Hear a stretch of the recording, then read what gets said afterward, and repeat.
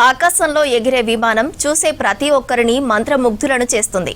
కానీ అది ఎలా ఎగురుతుంది, దాన్ని ఎలా తయారు చేస్తారు అనే ఆసక్తి మాత్రం కొద్ది మందికే కలుగుతుంది. ఆ కొద్ది మందిలో ఒకరు నల్గొండకు చెందిన రిటైర్డ్ హెడ్ మాస్టర్ షాపెల్లి రవిప్రసాద్ రావు. తన ఇల్లు మొత్తాన్ని ప్రయోగశాలగా మలుచుకొని మినీ ఏరోప్లేన్లు, డ్రోన్ల తయారీలో యువతకు స్ఫూర్తిగా నిలుస్తున్నారు.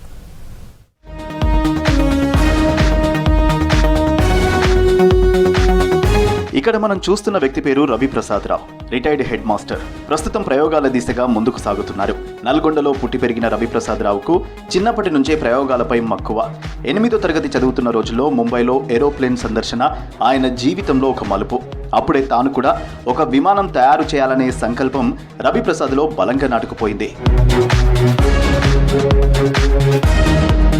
డిగ్రీ పూర్తి చేసిన తర్వాత ఆర్మీలో చేరాలనుకున్నారు రవిప్రసాద్. కొన్ని కారణాలతో సాధ్యం కాలేదు. బదులుగా బీఎడ్ పూర్తి చేసి ఉపాధ్యాయుడయ్యారు. ఉద్యోగంలో ఉన్నప్పుడే సైన్స్ ఎగ్జిబిషన్ల కోసం అనేక మోడళ్లు, ప్రాజెక్టులు రూపొందించారు. 1991 నుంచి 2007 వరకు జిల్లా సైన్స్ అధికారిగా పనిచేసి వేలాది మంది విద్యార్థుల్లో విజ్ఞానంపై ఆసక్తి కలిగించారు. 2016లో హెడ్ మాస్టర్గా పదవీ విరమణ తీసుకున్నారు రవిప్రసాద్. ఆ తర్వాత తన అసలైన ఆకాశయానం మొదలైంది. ఇంట్లో ప్రత్యేకంగా ఏర్పాటు చేసిన ప్రయోగశాలలో మినీ ఏరోప్లేన్ల తయారీలో పూర్తి స్థాయిలో నిమగ్నమయ్యారు. 25 సార్లు విఫల యత్నాల తర్వాత 2011లో మొదటిసారి మినీ విమానాన్ని విజయవంతంగా ఎగరవేశారు. అక్కడితో ఆగలేదు. ఆసక్తిని ఆవిష్కరణగా మార్చుతూ డ్రోన్ల తయారీలో అడుగుపెట్టారు. ఇప్పటి వరకు 50 మినీ ఏరోప్లేన్లు, 12 డ్రోన్లు తయారు చేశారు. Aerodynamics, flight control, power mechanism వంటి అంశాల్లో ధీటైన విజ్ఞానం సంపాదించారు రవిప్రసాద్. ప్రస్తుతం aero modelling cluster world drone builders సభ్యుడిగా ఉన్నారు. డబ్బు కోసం మినీ ఏరోప్లేన్లు, డ్రోన్లు తయారు చేయడం లేదని చెబుతున్నారు రవిప్రసాద్. విమానాలు తయారు చేయాలనే ప్యాషన్తో ప్రయోగాలు చేస్తూనే అన్ని విద్యా సంస్థల్లో విద్యార్థులకు ఉచితంగా అవగాహన కల్పిస్తున్నానన్నారు. అంటే ఇందులో 2 రకాల ఫ్లయింగ్ ఆబ్జెక్ట్స్ ఉంటాయి. ఒకటేమో ఫిక్స్డ్ వింగ్, అంటే మనం ఇప్పుడు చూసే ఏరోప్లేన్స్ అన్ని ఫిక్స్డ్ వింగ్స్ అంటాం. అలాగే హెలికాప్టరు, చినోక్ ఇలాంటివేమో రోటరీ వింగ్స్ అంటాం.